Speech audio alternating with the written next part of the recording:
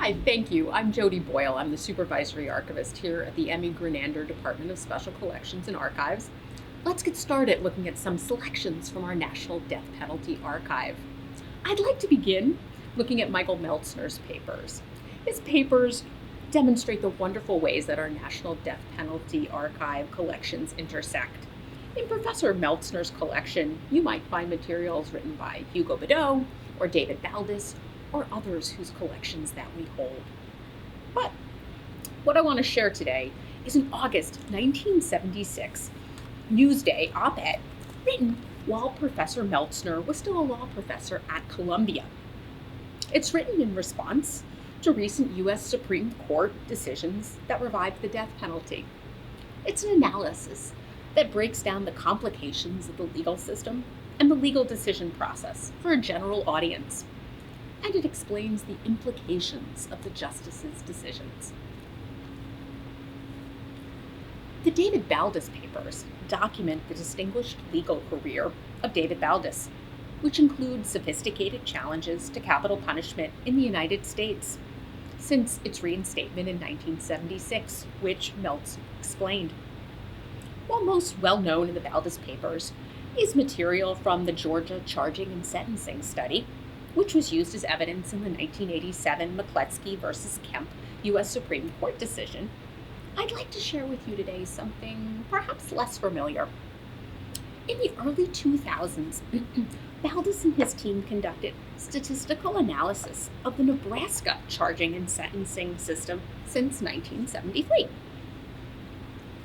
And these are Professor Baldus's remarks to the Nebraska Judiciary Committee about the study's principal findings, including which defendants are charged with a capital crime, which defendants advance to the penalty phase of the trial, and which defendants are sentenced to death.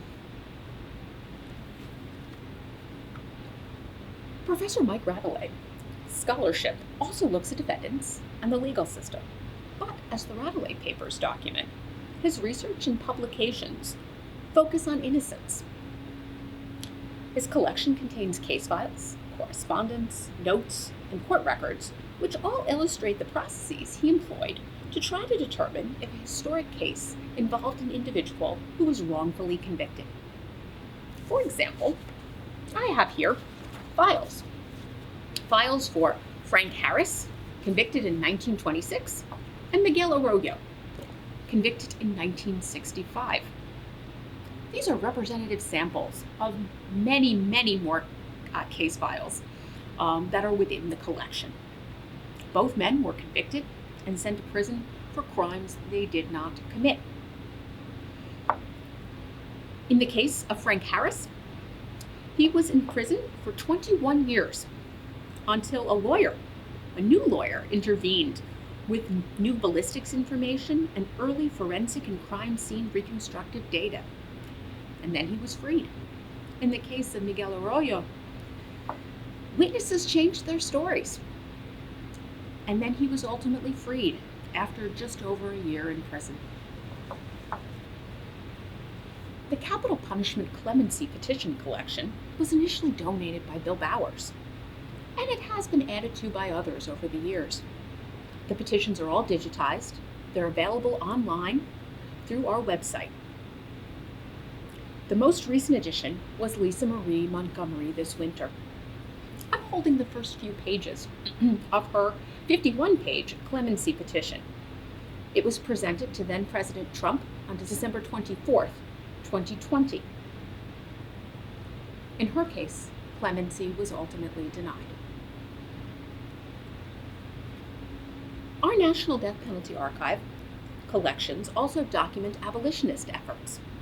For instance, our department holds the National Coalition to Abolish the Death Penalty records, and the largest portion of this collection contains the National Coalition to Abolish the Death Penalty records case files.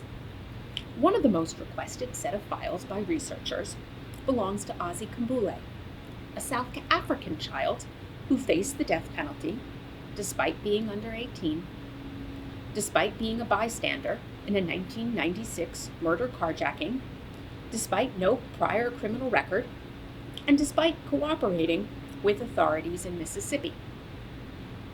The Azikambue Committee for Justice Binder, which is contained in this folder, prepared for a 1997 campaign, which was designed by the National Coalition to Abolish the Death Penalty. Their campaign was designed to raise awareness about the state of Mississippi's penchant to seek the death penalty against children, especially Black children. It was designed to raise funds, it was designed to provide talking points, and it was designed to educate the public.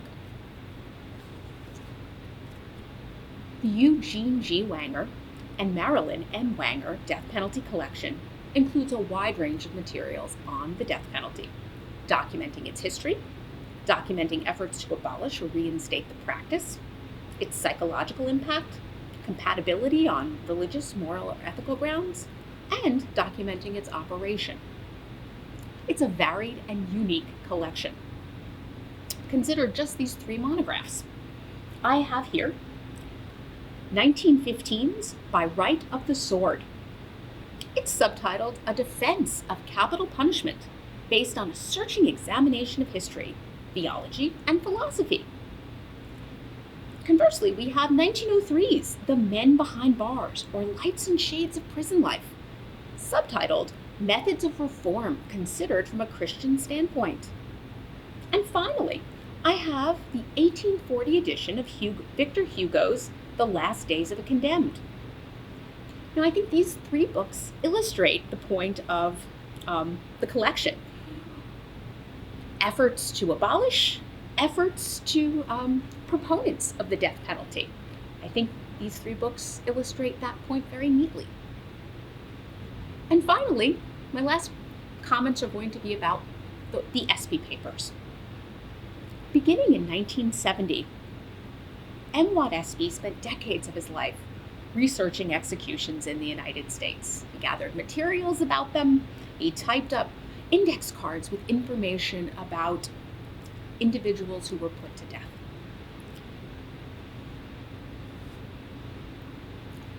This is the index card for William Kemmler, who became the first person to die in the electric chair in 1890 in Auburn Correctional Facility in Western New York.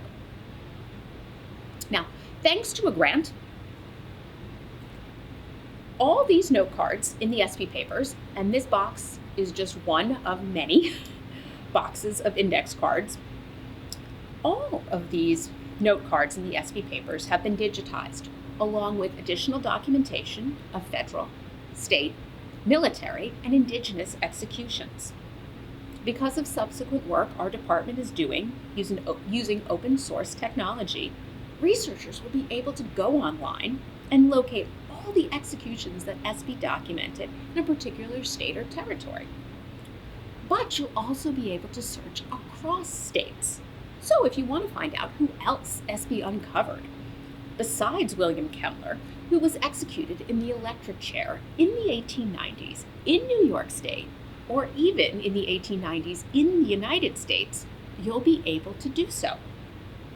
Our tool will make browsing and accessing information like this very easy.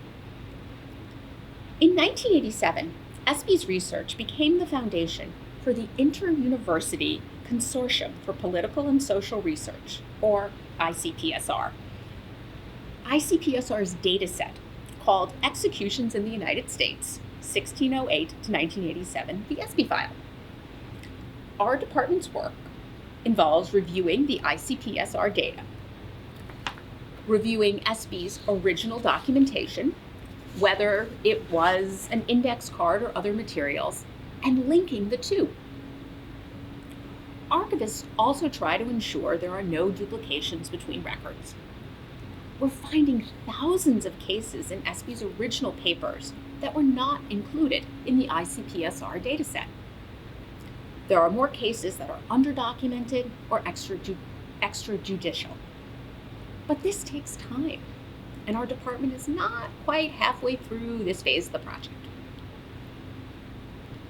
These selections that I've shared with you today simply highlight the breadth and scope of our National Death Penalty Archive. There's plenty more here. So please contact us via telephone, via email, via the web form on our website, or when it's safe to do so and you feel comfortable doing so, please come to visit us.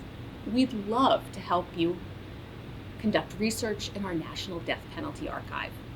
Thank you.